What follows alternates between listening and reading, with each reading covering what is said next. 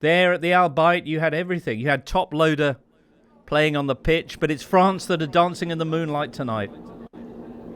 Yes, it is. I'm always minded that of praising a team that exits any major tournament because, this is not synchronized swimming. There's no points for artistic merit, and you get through by winning, and you get through by doing everything you need to do to win when you don't play very well. And I think that's probably what France did tonight, and England didn't do. They outplayed for long periods the world champions. I think they probably outplayed the impending world champions as well, and they didn't make it count. And obviously, I feel hugely for Harry Kane, who is a man who has got no sort of air of superstardom about him. He's just a really dedicated man to his craft, and part of that craft is the repetition of penalty practice. And that you saw in that moment what pressure does, because Harry Kane doesn't blast penalties over the bar, and Harry Kane blasted a penalty over the bar. Dom, it was a game that didn't bring success, but while there's regrets at the exit, the performance shouldn't bring any regrets, would you say? Yeah, I don't think England could have done an awful lot more. They maybe they didn't play with quite as much freedom as they had done in some of the previous games, but they were playing against high caliber opposition. I thought they acquitted themselves pretty well. Certainly their second half performance was excellent when they were chasing a deficit. They created chances. I mean, it goes back to Theo Hernandez at the back post just putting Bukayo Saka off with that lovely cross from Luke Shaw, and the free kick, the last kick of England's World Cup from Marcus Rashford, which dipped brilliantly but not quite enough. It's sort of one of those almost, but not quite there. And we've been there many times in the past with England. I don't think there can be too many regrets with the performance, but there'll be a lot of regret to be leaving so early, particularly with this team. Adrian, if England played so well, why did they lose? 2 goals of outstanding quality. I think sometimes you just got to take your hat off to the opposition and say, well played for those 2 goals. I mean, what could England have done better for the opener? I don't think anything really. It was a fantastic hit from Chouameni, and the second goal was one of the best crosses of the entire tournament, wasn't it? Griezmann onto the head of Giroud, and we've seen him do that countless times, haven't we? I thought it was a tremendous bullet header from him. I find it hard to criticise England for either of the goals, if I'm honest. England had the chance to equalise from the penalty spot. The first equaliser had also come from the penalty spot. Saka, who was terrorising the French defence for most of that game. Yes, Saka was getting the superstar treatment from the French defence, if not the superstar protection from the referee. I believe at half-time he topped the amount of receptions. So very much a lot of the attacks England were doing were funneled down Saka. To the fact he wasn't getting too much of Kyle Walker on the overlap as well meant he was largely having to break down that French defence by himself. And after a so-so first half, he really grew into that second half and put the frighteners on him. Perhaps if the referee was differently inclined, there might have been a few more free kicks and fouls England's way. But regardless of that, Saka acquitted himself very, very well. The Arsenal fans listening to this have spoken for ages about the fact that Saka is one of the best football players in the world and doesn't get enough protection from Premier League referees.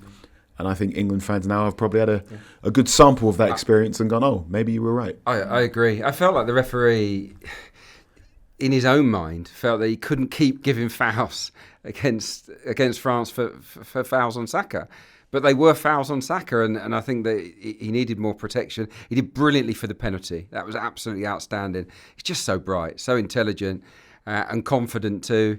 And look, I think Gareth Southgate's had an excellent tournament. I haven't been critical of him at all, but I think the one mistake he made tonight was taking Saka off, because he was annihilating the left back. And when you've got a player that's clearly winning that duel, in my mind, you just don't change it. I think he's going to tell us that both Saka was very tired and also had basically taken one too many kicks. He looked like he was slightly limping the last time he kind of received the ball and went at the defender.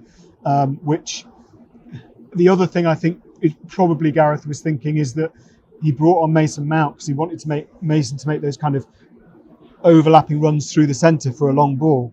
And actually, that's how England got the penalty, for Mount kind of breaking the lines and forcing Hernandez to go with him. And Fernandez makes a completely stupid foul he didn't need to make. I don't think Mount was going to get on the end of that, but I think that was the idea of the change.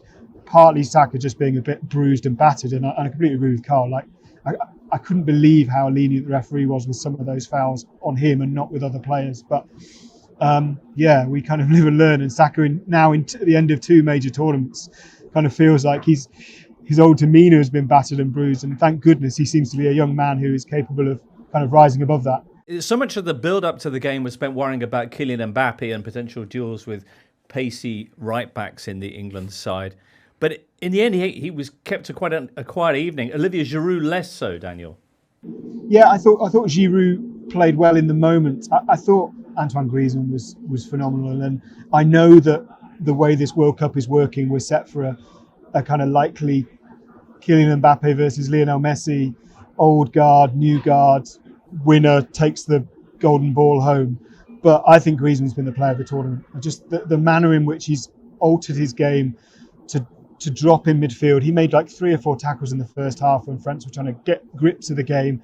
And his driving runs from deep, his protection of the ball. I thought he was phenomenal. And we need to remember he's been playing 60 minutes a game for most of this season. So, yeah, I think he was the difference. But I think England were the better team. I thought Declan Rice was phenomenal. I thought Jude Bellingham again was good. I think Kane was excellent at dropping into those gaps, and Luke Shaw was brilliant at overlapping and crossing. It's just those fine margins. And look, there's always regret when you go out of a tournament because they come around every 2 years and you don't know when you're going to have a likeable squad of balanced age and talented players. But I think England are still looking forward, and I just hope this doesn't kind of drag some of them down, because the way this season is formatted and players are going to then go straight back into club level, it's going to be really, really hard to kind of mentally switch and get back into things. It will be tough to take for England, for sure. I think England were very good at stopping the transitional attacks from France. Declan Rice is a one-man cheat code to stopping bodies from flooding forward in central midfield. He's very good at just standing in the right position and delaying that from France. But in being so focused on stopping those transitions and being so focused on stopping Mbappe, I think England, for the first goal, left just that tiny little bit of space for Tchouaméni to get the shot off. You can't really legislate for that sort of finish. And as Daniel's just identified, they didn't quite understand the devastating nature Griezmann can be in possession. I think in the first half as well, Ousmane Dembele, first 20 minutes, was so good because England's attentions were focused on Mbappe. This is why France are good. This is why France are the current world champions and favourites to probably go all the way to the final again, is because even if you stop that transitional attack, they are so good in possession. England were great defending with the ball and taking the ball away from France. And I think that's also why Southgate didn't make too many substitutions, but sometimes you get got. You block the knockout punch and you lose on points. Hello there. If you've enjoyed this video, why not subscribe to this channel? And if you'd like more Totally Football Show content, then just search for us on Apple, Spotify, or wherever you get your podcasts. Not an Athletic subscriber yet? Then just head to theathletic.com/totally to find out our latest entry offer.